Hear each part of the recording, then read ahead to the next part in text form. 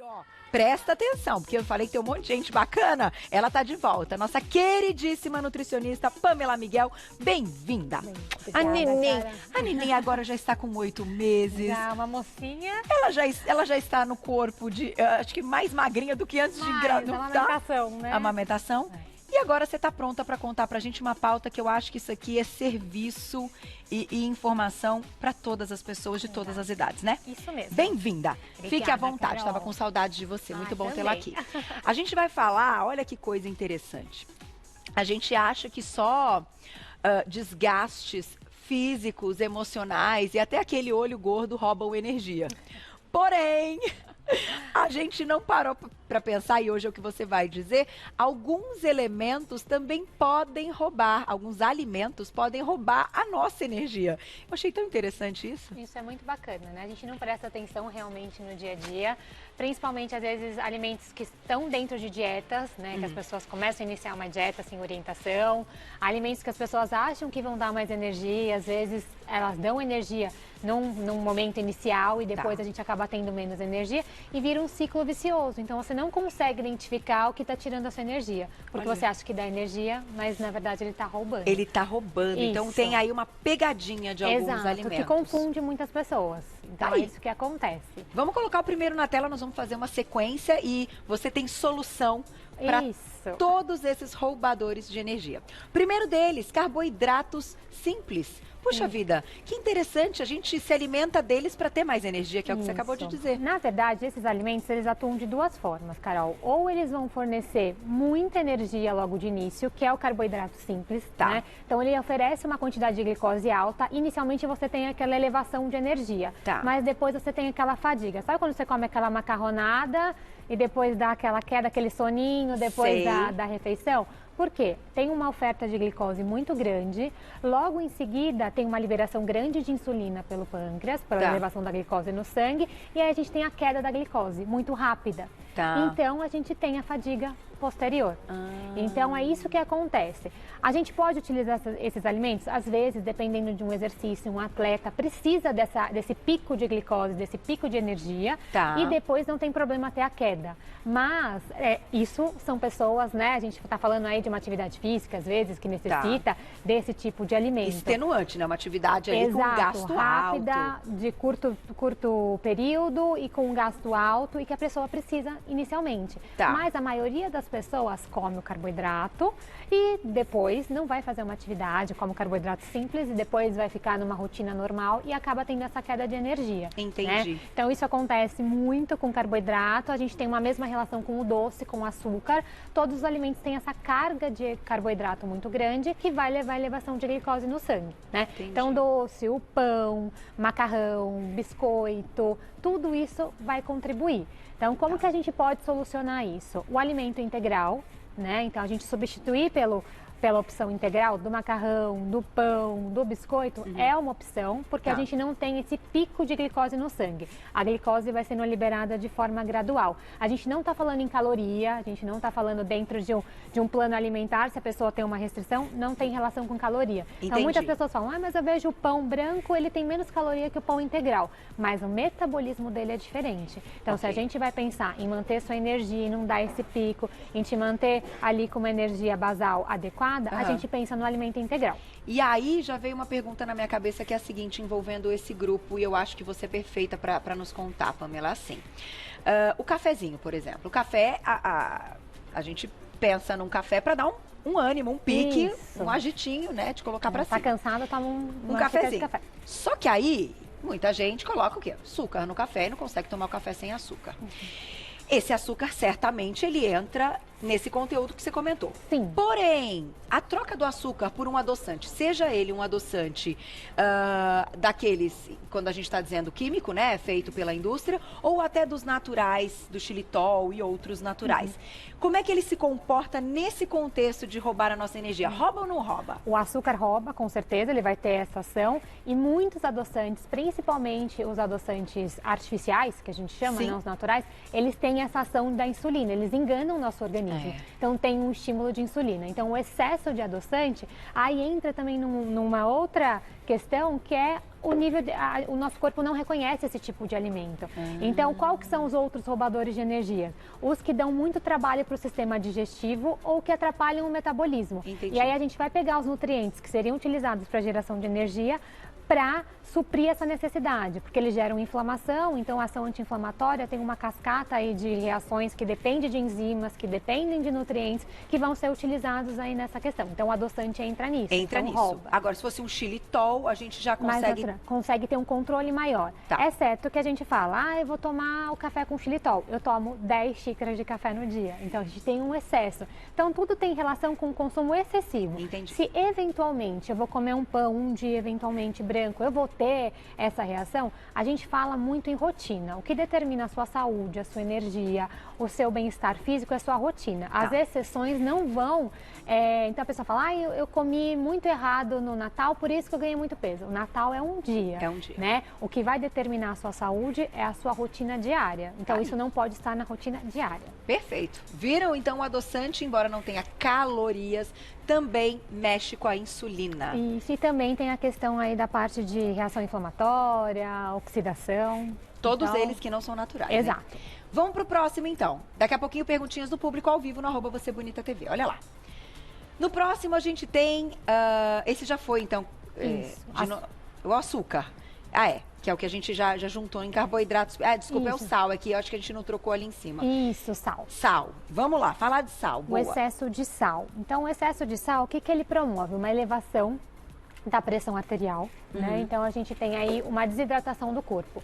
E, naturalmente, o corpo vai tentar manter esse equilíbrio hídrico que a gente tem. Tá. Então, essa falta de equilíbrio vai fazer com que o metabolismo funcione de forma irregular e vai depender de nutrientes que deveriam ser utilizados para energia e estão utilizando aí para equilibrar esse desequilíbrio que está acontecendo no corpo. Entendi. Então, consumir muito sal também é prejudicial aí para a geração de energia. E onde a gente tem muito sal? Aquelas pessoas que colocam sal quando a comida está pronta, sabe aquelas pessoas que você vê que está com saleiro e colocando sal porque não está acostumado, tem o paladar, né? Depende muito do sal. Tempero pronto, a gente tem muito, às vezes a gente não identifica. Aquelas sopas de pozinho que tem baixíssima caloria, nossa, é ótimo para uma dieta tomar essa sopinha porque ela tem baixa caloria, mas ela é rica em sódio. O atum, por exemplo, o atum em óleo e o atum em água. O atum em água tem muito sódio, porque o sódio conserva o alimento. Então, quando a gente tira aí gordura, o óleo seria conservador do atum, né, Entendi. Quando a gente tira o óleo, a gente põe a água vai fazer ele estragar mais rápido. Então, a gente coloca o sódio para conservar. Puxa. Então, muitos alimentos, os embutidos, né, também tem. Então, o peito de peru que também está muito em dieta, presunto, salame, todos os embutidos, eles têm uma quantidade de sal excessiva. Refrigerante, enfim, todos os alimentos que são industrializados, tudo que tem pacotinho, dá uma olhadinha no sódio, porque para conservar eles aumentam a quantidade de sódio. E quanto é sempre bom relembrar? É a quantidade indicada ou que vocês colocam como limite segura do sódio? Isso, entra de 2 gramas, né, no limite seguro, mas o que eu indico é o sal na preparação. Tá. É muito legal a gente colocar o sal verde. Se a gente faz o sal verde, vocês já deram a receitinha, né? Verdade, lá no YouTube vezes aqui tem a receita. Você coloca mais erva, você deixa com mais sabor, então, consequentemente, você utiliza menos sal. Tá. Utilizar o sal do Himalaia, utilizar sal marinho, que não são os refinados, que além do sódio tem outros minerais também na composição. Legal. É uma opção também bacana. E utilizar tempero. Então, tempera bastante a sua comida que você vai utilizar menos sal. Eu não indico colocar sal na comida pronta, né? E tirar o máximo de industrializado possível, que você conseguir da rotina. Talvez o mais difícil seja diminuir numa salada, porque a salada já não tem... não é que não tenha tanto sabor, enfim, mas as folhas acabam sendo neutras, né? E às vezes ela não é ali ofertada de uma maneira que a gente... que delícia uma salada, às vezes, né? fazer o gersal, que é o sal com gergelim, que para pôr na salada é bem bacana. Você dá uma salgadinha, né? Dá uma salgada, tem o gergelim, você diminui a quantidade e é muita questão de paladar, então a gente adequa. Eu vejo isso hoje em dia com a Maria Alice, que a comida que ela come não tem sal nenhum e ela degusta. Ela ama. Né, com um sorriso no rosto. Então é muito do nosso paladar, que está muito acostumado a já comer sal há muito tempo, então cada vez a gente quer aumentar essa quantidade. Então é uma questão da gente também acostumar, não, agora está sem sabor, mas daqui a um tempo eu vou começar a me acostumar. Então, essa tudo é uma adaptação, né? Exato. Tudo é o que a gente faz todo dia, não tem jeito. Próximo na tela, além do sal, olha lá, o que também é roubador de energia. Alimentos gordurosos e frituras. Isso. A gordura, por si só, ela tem um esvaziamento gástrico, ela demora mais para sair do estômago e para o intestino. Tá? Ela tem um processo de digestão mais lento. Tá. E isso faz com que a gente concentre os nutrientes ali na digestão e aí a gente tem essa falta de energia porque não tem o nutriente para ser utilizado na geração de energia. Então, como a gente sempre escuta, come uma feijoada, agora eu quero dormir o resto do dia, que é um alimento que tem mais gordura, né? Por conta disso. Isso é bacana? É bacana, porque quando a gente fala de uma dieta rica em gordura boa, é uma dieta que a gente tem saciedade por mais tempo. Né? Por causa disso por também. Por conta desse esvaziamento gástrico. Tá. Porém, se a gente colocar gordura em excesso e gordura ruim na nossa rotina, a gente vai ter essa falta de energia, tá? Eu não quero dizer que a dieta tem que ser sem gordura. Eu, particularmente, acho que a gordura é uma excelente fonte de energia, às vezes muito melhor do que o carboidrato para muitas pessoas. Elas respondem melhor com um pouco mais de gordura do que um pouco mais de carboidrato na dieta, para a geração de energia. Entendi. Mas a gente tem que saber escolher essa gordura, né? Então, por exemplo, uma gordura de um embutido, uma gordura de salgadinho, uma gordura de aquele macarrão instantâneo, essas gorduras não são bacanas. Entendi. Mas um coco, um azeite, um abacate, as nuts, todas essas são gorduras que vão ser bacanas, dá pra gente incluir e na quantidade certa. A gente não pode comer o excesso da gordura também, que aí a gente vai ter esse problema na geração de energia. E aí, eu já aproveito para te perguntar, porque quando a gente fala, e vocês hoje, né, têm estudado muito e revisado e tendo certeza que às vezes a gordura, um pouco mais de gordura pode ser uma estratégia dentro da dieta para aumentar a saciedade, isso só funciona se a gente tiver pouco amido, ou não, porque fico eu imaginando quando as pessoas escutam e falam assim, então tá bom, então eu posso comer a gordura, então eu vou comer o abacate, eu vou colocar um monte de azeite, eu vou comer a nuts, mas eu não vou deixar de comer o meu pão de manhã, se tiver um macarrão eu também coloco. Tem que ter um equilíbrio, né? Tudo que vai gerar energia são os macronutrientes, a proteína, carboidrato e gordura. Então, se a gente aumenta um, consequentemente, a gente diminui os outros. Então, tem que equilibrar, tem que ter esse equilíbrio em relação ao carboidrato. Senão, a gente põe muita fonte de energia e a gente tem uma quantidade calórica, né, no dia que não é adequada para aquela pessoa. Então, por isso que a gente tem que contabilizar. E quando a gente fala de gordura, por exemplo, uma gordura de rápida absorção, que é a do coco, por exemplo, dá muita energia num pré-treino, por exemplo, que não aconteceria se você consumisse uma colher de açúcar, né? Consumisse mel, né? Entendi. Que você teria o pico rápido cai e a gordura a gente consegue manter por mais tempo. Então, é uma diferença bacana que a gente pode colocar. Que é e é uma gordura de rápida absorção. Né? Óleo de coco no café. Isso mesmo. Que é a troca, Que é a troca do óleo de coco no café ao invés do açúcar. Na tela, então, perguntinha do público. Já chegaram várias. Quem escreveu pra gente? Val, obrigada. Pessoas com doenças autoimunes podem ter um efeito de roubo de energia maior ou com mais facilidade? Eu falo, gente, esse público do Você Bonita tá cada dia mais inteligente. Val, um beijo, tenho muito orgulho. Ótima pergunta. Uma loucura, eu tenho muito orgulho. Diga. Sim, a doença autoimune, ela gera muitos desequilíbrios, né, no organismo por si só. Então, se a gente não tem um organismo nutrido, a gente vai ter mais efeito da queda de energia, sim, porque é um organismo que precisa mais de nutrientes para ter a sua função metabólica de forma adequada. Então, tem relação, sim. Tem relação. Tem. E hoje vocês têm estudado muito a questão da relação de doenças autoimunes, até com a alimentação e hábitos, que não né, que às vezes ela tem um start inicial e né, um início ali que veio da soma de algumas coisas. Exato.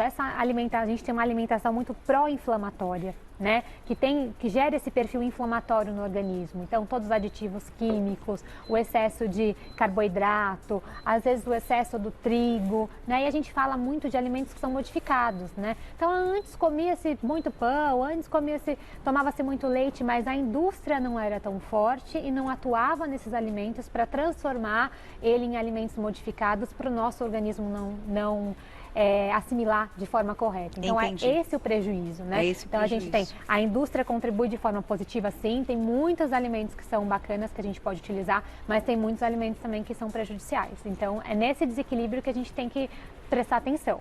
Tá aí. Depois, se der tempo, a gente fala aí de alguns itens que podem ser, assim, já ouvi falar do glúten, que ele pode atrapalhar. Isso mesmo. Né? Tem relação. Vamos colocar na tela mais uma perguntinha do público. Dá tempo. Cá, um beijo, obrigada. Qual a quantidade de sódio que devo me atentar no rótulo do alimento? Qual a porcentagem máxima em uma porção que não me prejudicará? Ai, ótimo. Tem até um alimento aqui, deixa eu pegar. Pra gente tentar dar uma olhadinha aqui. Quer que eu A segure gente tem pra a você? gelatina, ó. Aqui o sódio. Não, ó, e a gelatina é conhecida como uma sobremesinha super prática, bacana. né? Ó, a gente tem aqui, tá vendo? Sódio 54 e 2%. Mas a gente consegue ver, é uma quantidade adequada? É, não tá no 100, tá no 50, Tá. uma quantidade que poderia ser aceita, sim. Mas olha aqui a composição, só tem o sódio. Tá vendo? Então a gente só tem o sódio, a proteína e o carboidrato. A gente não tem mais nada de aqui na nutriente. composição de nutrientes. Tá. Então, além da gente ver um sódio acima de 100, opa, vou prestar um pouquinho de atenção. Tá. Mas o que mais tem aqui nesse rótulo? Nesse rótulo, Tem alguma outra coisa ou só tem o sódio elevado? Que a maioria dos alimentos a gente vai ver dessa forma. Entendi. Então, é isso que a gente tem que prestar atenção. Não só na quantidade, mas também na composição total do alimento. Do alimento. Só tem sódio, Só então, tem na sódio caixinha aqui da na gelatina. tá bom? Você fala, nossa, mas tão docinha, gostosinha, não tem quase caloria. Exato, e Loucura. aí ela tá cheia de sódio. Tem caloria, tem nada, tem vento e sódio. Exato, né? a gente sempre tem que prestar atenção nisso, Carol. O Brincadeiras à alimento que parte. não tem, é zero, ele não tem caloria, da onde que vem o sabor? Então, de onde que vem aí esse sabor? Ele é docinho. gostoso e ele é zero. Então, ele não tem caloria, mas ele não tem nutriente. E sem nutriente não tem geração de energia. Verdade. Então, se você está fazendo uma dieta, come tudo light, come tudo dá, e tá cansado, alguma coisa tá errada. Uma dieta saudável não te deixa cansado, te deixa com mais energia. Verdade. Então, se você tá muito cansado, é porque tem muito alimento que você está comendo que não está te nutrindo. Então, é isso que a gente tem que prestar atenção. E no final, gente, comida não tem rótulo, né? Exato. Só o arroz e feijão, claro, porque são os grãos e tal. Mas assim, se eu pensar, né, na feira ali, não tem Exato. nada dentro do pacotinho, Não né? não tem rótulo. isso é tem comida, né? Os alimentos têm sódio, tem já na quantidade certa. A Mas eles natureza têm é sódio, sábia, eles têm né? potássio, eles Pois têm é. magnésio. E aí a gente não tem essa elevação de sódio Perfeito. exacerbada. A natureza é muito sábia, gente, impressionante. Dá tempo de mais uma? Quem escreveu pra gente na tela? Olha lá. Obrigada, Kelly, um beijo pra você. Não resisti e comi um prato de macarrão. Tem algo que posso fazer logo após pra amenizar a carga de insulina? Olha só. Vai treinar, louca. Tô brincando. Dá para treinar, ótimo. Se der pra treinar, melhor. Energia para treinar. E também uma outra forma é a gente incluir fibra de alguma forma. Então existem a linhaça, a chia, a gente consumir ela depois, polvilhar, não consumir na hora. Toma com um pouquinho de água, com um pouquinho ali de suco de limão, Tá. que é um suco que não tem uma carga de carboidrato alta, e toma logo depois. A fibra também vai para a digestão, para o processo de digestão, e ela vai impedir que você tenha essa elevação. A gente usa muito com o paciente, eu não consigo comer o arroz integral de jeito nenhum. Então a gente vai colocar a fibra de alguma forma, vai colocar muita salada, vai colocar uma fibra antes da refeição, vai polvilhar em cima da comida, da salada, até você adequar o paladar e passar para o arroz integral. Por exemplo, é uma forma de adaptação. Incluir a fibra de outra forma. Eu ficaria aqui com ela porque ela é super competente, estudiosa, uma delícia bater esse papo. Minha diretora falou que acabou. Mas você volta, né? Volto. Porque você é muito maravilhosa. Eu já ia entrar no papo, gente, dessa questão. Por que é ruim dar o pico de insulina?